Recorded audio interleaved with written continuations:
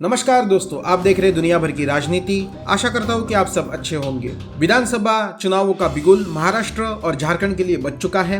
हाल ही में महाराष्ट्र और झारखंड के विधानसभा चुनावों की तारीख की घोषणा हो चुकी है और आज का हमारा वीडियो महाराष्ट्र की राजनीति के बारे में होने वाला है। विधानसभा चुनावों के ऐलानों के बाद महाराष्ट्र में जो दो महत्वपूर्ण गठबंधन अभी है, जिसमें एक तरफ महाविकास आघाड़ी है जिसमें कांग्रेस, उद्धव ठाकरे जी का गुट और शरद पवार जी का गुट है, वहीं दूसरी ओर महायुति है जिसमें बीजेपी, शिवसेना एकनाथ शिंदे जी का गुट और राष्ट्रवादी कांग्रेस अजित पवार जी का गुट है। और इन दोनों ही गठबंधनों में सीटों का बंटवारा अभी तक पूरा नहीं हुआ है और ऐसा कहा जा रहा है कि इन दोनों ही गठबंधनों में सीटें बंटवारे को लेकर काफी रस्साकशी चालू है। आज का हमारा वीडियो खास करके महाविकास आघाड़ी के बारे में है और उसमें भी खास करके महाराष्ट्र कांग्रेस के बारे में है और हम ये देखने की कोशिश करेंगे कि जब से हरियाणा विधानसभा चुनाव के नतीजे कांग्रेस के विपरीत आए हैं, उसके बाद महाविकास आघाड़ी में किस तरीके से उद्धव ठाकरे जी और शरद पवार जी ने एक तरीके से कांग्रेस की घेराबंदी शुरू कर दी है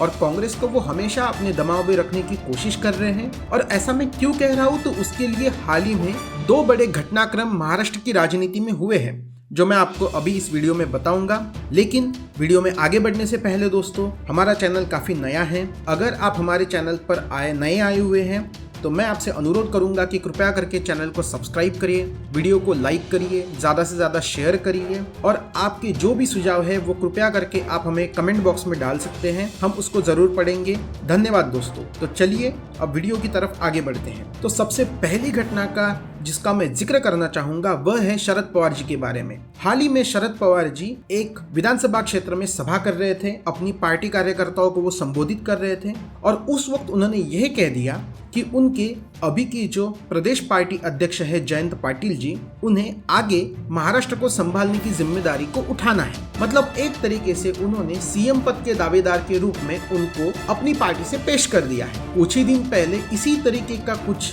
बयान शरद पवार जी ने अपने नाती यानी अपने पोते रोहित पवार जी के बारे में भी दिया था। तो आप इसको इस तरीके से भी देख सकते हैं कि यही शरद पवार जी थे जिन्होंने इसके पहले जब बीबीसी या फिर किसी अन्य चैनलों को इंटरव्यू दिया था तो वो साफ तौर पर ये कह रहे थे कि महाविकास आघाड़ी को किसी भी सीएम पद के या फिर मुख्यमंत्री पद के चेहरे की जरूरत नहीं है। चुनावों के बाद जब नतीजे आएंगे उसके बाद वो मुख्यमंत्री पद के चेहरे के रूप में किसी को फाइनल करेंगे। लेकिन जैसे ही हरियाणा विधानसभा चुनाव के नतीजे कांग्रेस के विपरीत चले गए, उसके बाद जैसे शरद पवार जी ने मानो 360 डिग्री यू टर्न ले लिया हो और उन्होंने एक तरीके से ये बताने में शुरुआत कर दी है कि सीएम पद का चेहरा हमारी पार्टी से भी, मतलब उनकी पार्टी से भी हो सकता है। और उन्होंने इस तरीके से संकेत भी अपने पार्टी कार्यकर्ताओं को देना शुरू कर दिया है। इस संकेतों का मतलब उनकी पार्टी कार्यकर्ताओं के लिए कितना है या नहीं वो तो पता नहीं, लेकिन हाँ, कांग्रेस पर दबाव बनाना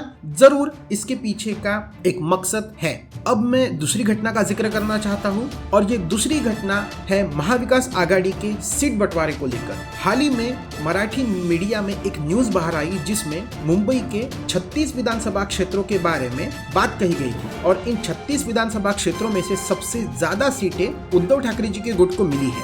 मतलब ऐसा कहा जा रहा है कि उन्हें 36 में से 20 सीटें मिलने का अनुमान है, 10 सीटें कांग्रेस को मिलने वाली हैं और 5 सीटें जो शरद पवार जी का गुट है उनको मिलने वाली है और 1 सीट अबू आजमी, मतलब जो समाजवादी पार्टी है, उनको मिलने की आशंका बताई जा रही है। मतलब आप सोच सकते हो दोस्तों कि जिस कांग्रेस ने लोकसभा चुनाव में इतना अच्छा प्रदर्शन किया, अगर आप 2014 या 19 के कंपैरिजन में देखें तो 2024 में कांग्रेस ने सच में अपने आप को महाराष्ट्र में रिवाइव किया। उन्होंने इतना अच्छा प्रदर्शन किया और वैसे देखे जाए तो उद्धव ठाकरे जी और शरद पवार जी, इन दोनों की ही कंपैरिजन में कांग्रेस अपने पार्टी के एमएलएज को एक साथ जोड़कर रखने में सफल हुई है। पिछले 5 सालों में उद्धव ठाकरे जी की पार्टी टूट गई, शरद पवार जी की पार्टी टूट गई, लेकिन उस हिसाब से ना ही कांग्रेस का कोई भी बड़ा नेता कांग्रेस को छोड़ के गया, तो ना ही कांग्रेस टूटी और ना ही फूटी। तो उस चीज में आप देख सकते हैं कि उद्धव ठाकरे जी और शरद पवार जी के कंपैरिजन में कांग्रेस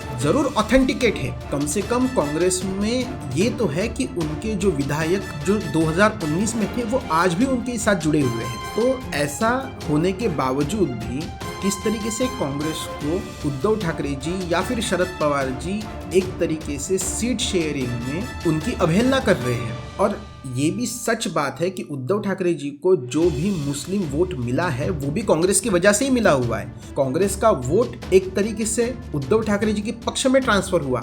ये कोई उद्धव ठाकरे जी की खुद की पार्टी का वोट तो है नहीं जो उन्हें मिला हो। तो ये भी एक बहुत बड़ी बात है। मतलब इतना सब कुछ होने के बावजूद जिस तरीके से उद्धव ठाकरे जी कांग्रेस की उपेक्षा कर रहे हैं, अवहेलना कर रहे हैं, और ये मेरे हिसाब से काफी दुखद है, खास करके कांग्रेस जैसी एक बड़ी राष्ट्रीय पार्टी के लिए, कि वो अपने कार्यकर्ताओं पर भरोसा नहीं दिखा रही है। वो अपने गठबंधन के ऊपर इतना ज्यादा आश्वस्त हो चुकी है कि वो अपने ना ही पार्टी संगठन को बढ़ावा दे रही है, ना ही पार्टी कार्यकर्ताओं को बढ़ावा दे रही है। और ये जो बदलाव आया हुआ है उद्धव ठाकरे जी और शरद पवार जी के बर्ताव में, ये हरियाणा के विधानसभा चुनाव के नतीजों के बाद ही आया हुआ है।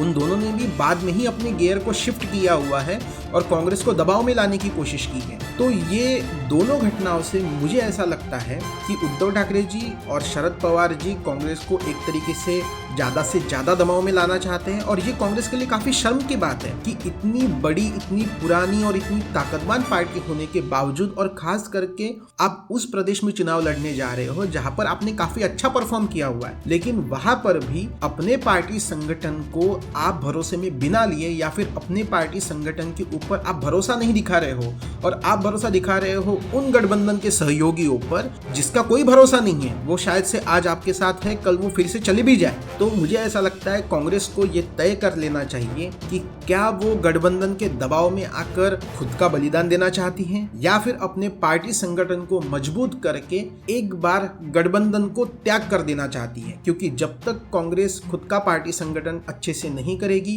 कांग्रेस कभी भी नहीं जीत पाएगी। तो मुझे ऐसा लगता है कि ये चीज उन्होंने भारतीय जनता पार्टी से कम सीखनी चाहिए। तो यही मेरा एनालिसिस था दोस्तों। आपको ये कैसा लगा कृपया करके कमेंट बॉक्स में जरूर लिखिए। आज के लिए इतना ही। जय हिंद, जय भारत, धन्यवाद।